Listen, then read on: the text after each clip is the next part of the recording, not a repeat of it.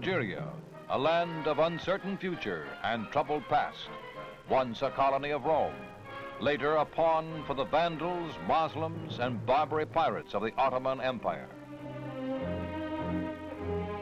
In 1830, the French come to colonize, to civilize, to develop the resources of the sprawling, sun-scorched province on the southern shore of the Mediterranean Sea. In the century that follows, there is a steady flow of French settlers to Algeria, to the cities of Algiers, Oran, Constantine. By 1950, there are 1 million Europeans in the country, 80% of them Algerian-born.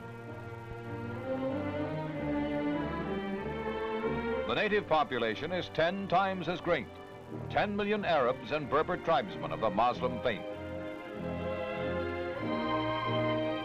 After World War II, Algeria is gripped by the surging nationalism that sweeps across the African continent, sparking the start in 1954 of guerrilla warfare against the French.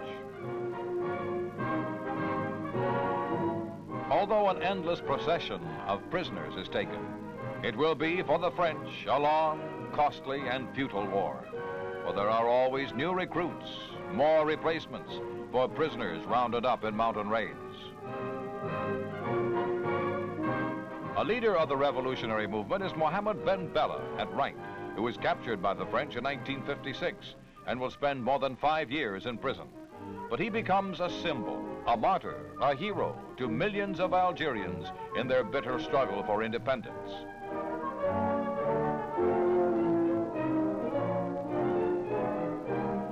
Year by year, the fighting spreads and grows, while thousands die on both sides.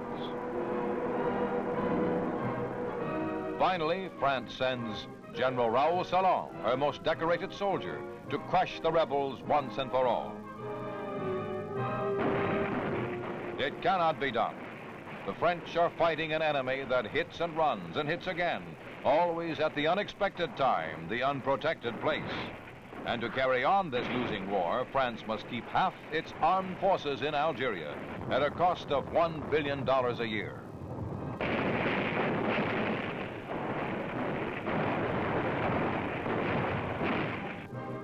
In 1958, the topples the Fourth French Republic. In Algiers, rioting crowds demand and win the return to power of General Charles de Gaulle. Beneath the cross of Lorraine that he made famous in World War II, the old soldier visits the troubled land to be hailed as the savior who will crush the rebellion and preserve the union of France and Algeria. When instead he promises free elections and self-determination, these same people feel that de Gaulle has betrayed them.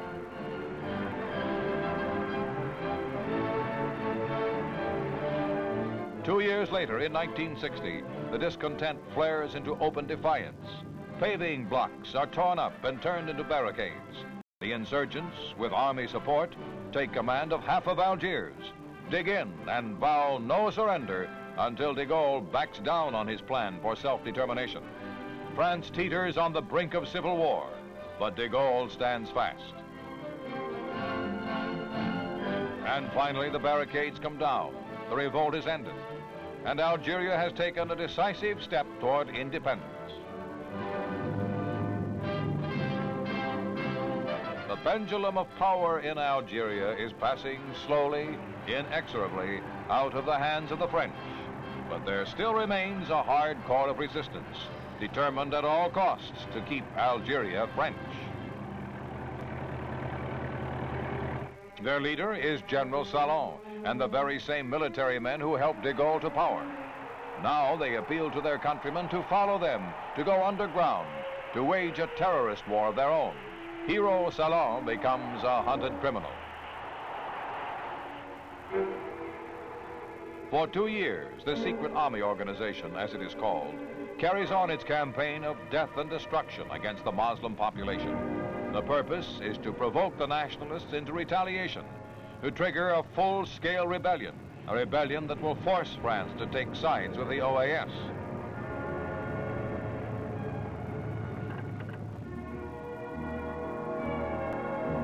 The tide of freedom cannot be halted, and so the dreams of the OAS die in their own flames.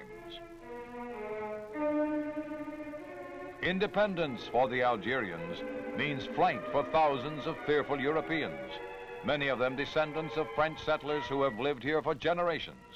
Refugees who leave behind them a legacy of closed factories, abandoned farms, shuttered stores, and, most touching of all, the scars of their shattered, uprooted lives.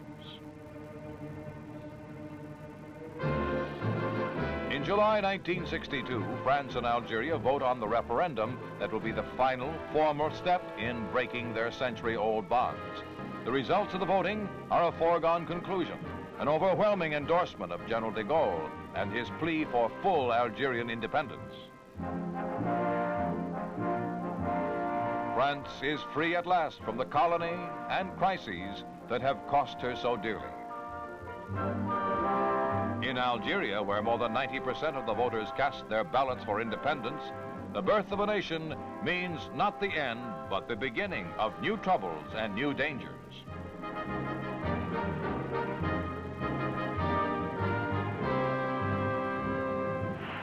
The joy of freedom, the cheers of the crowd, have not even faded away before independent Algeria is plunged into its first crisis. The unrest begins, as in many of the emerging nations of Africa, with a struggle for power between two rival revolutionary leaders. In Algeria, one of these leaders is Ben Khedda, premier of the provisional government set up to rule until nationwide elections for a parliament can be held.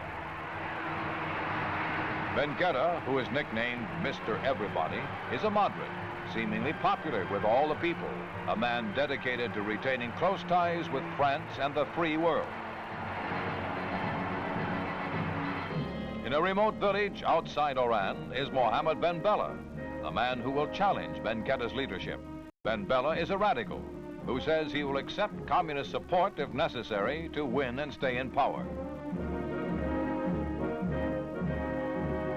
Ben Bella's strongest supporters are found among the 70,000 men of the Algerian Revolutionary Army, a fighting force equipped with Russian and Czech weapons and indoctrinated by Marxist teachers.